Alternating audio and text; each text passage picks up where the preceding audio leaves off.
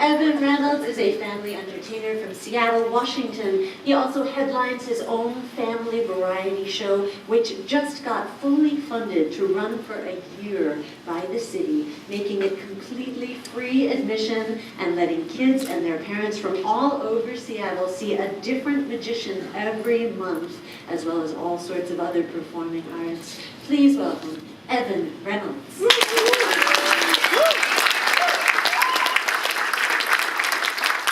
Great! So in case you can't figure it out, I really like kids. And I have two of them. They're 7 and 8. And I've learned a few things as a father. One of the things I've learned, doesn't matter what you feel like, you cannot actually feel macho when you have the theme song to the Teletubbies running through your head. The other thing I've learned is that some concepts are really hard to explain, especially if you want to explain them properly. For example, my kids and I were out and we saw a shooting star, and they asked what it was. What a really difficult question that is to answer, especially if you don't just want to blow off it's a falling rock. So I thought, how am I going to answer this question? And so I thought, well, if I'm going to answer it right, I'll start from the beginning. And I thought I would talk about the Big Bang and where things came from. And I taught it an analogy. I said the Big Bang was a lot like this cup. There was absolutely nothing. Then, with the bang, there was everything.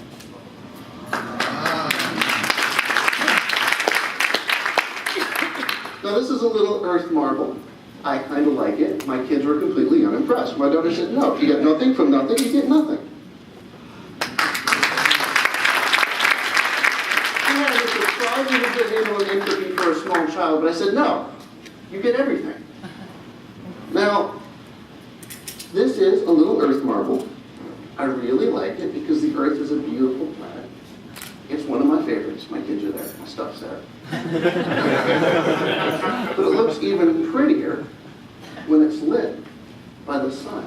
You guys see that right there? It's really a gorgeous planet. That's because light is powerful. Light is all around us and lets us see. And as things float in the sky and other planets, they can come into view through the light. Now this is the moon. Now, the moon is kind of cool, but if the light is on this side, that makes the other side the dark side of the moon. You can't hear it because it's in space, but I'm told if you orbit the moon and you start Wizard of Oz at just the right time, it's really cool.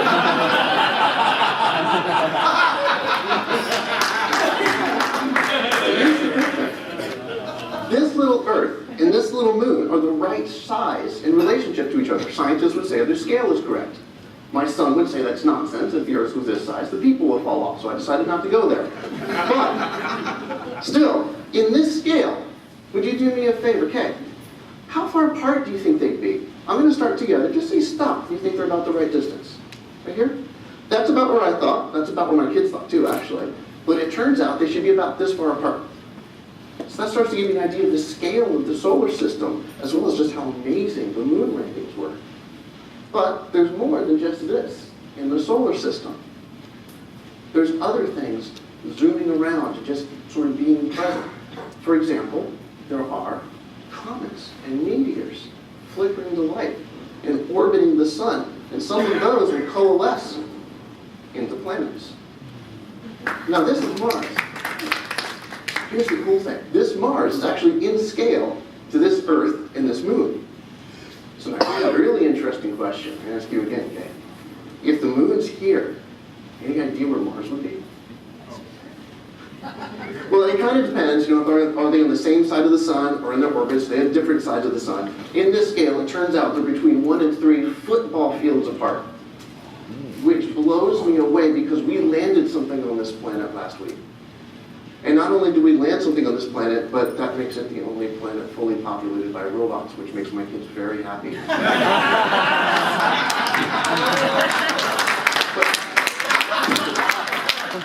It made me think about something else, though.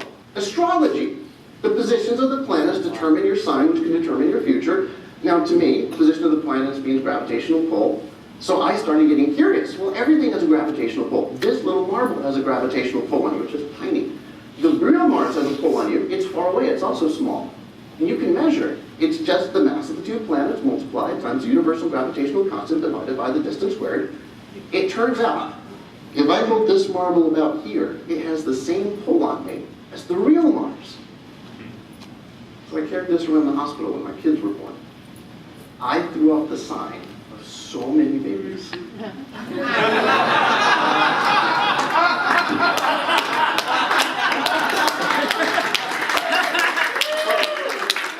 There is more, of course. The sun in this scale is about 15 feet across. My son, not the 15-foot across sun, but mine, asked in this scale, what size will the Death Star be? Okay, I looked it up, I did the math. In this scale, it's about the size of a BB. If you're born while the Death Star is orbiting, what sign would you be? Yeah, I don't know either, but it's going to blow an astrologer's mind one day. But all I'm saying, that leaves the Earth. The Earth is my favorite planet, as I said before. And it's my favorite planet because it's the planet that has water. Water led to life. Life makes the Earth an amazing planet. But they may be finding water and life on other planets. But here life led to love, and love makes the Earth a wonderful planet. But if life, love, and wonder can exist on one planet in the cosmos,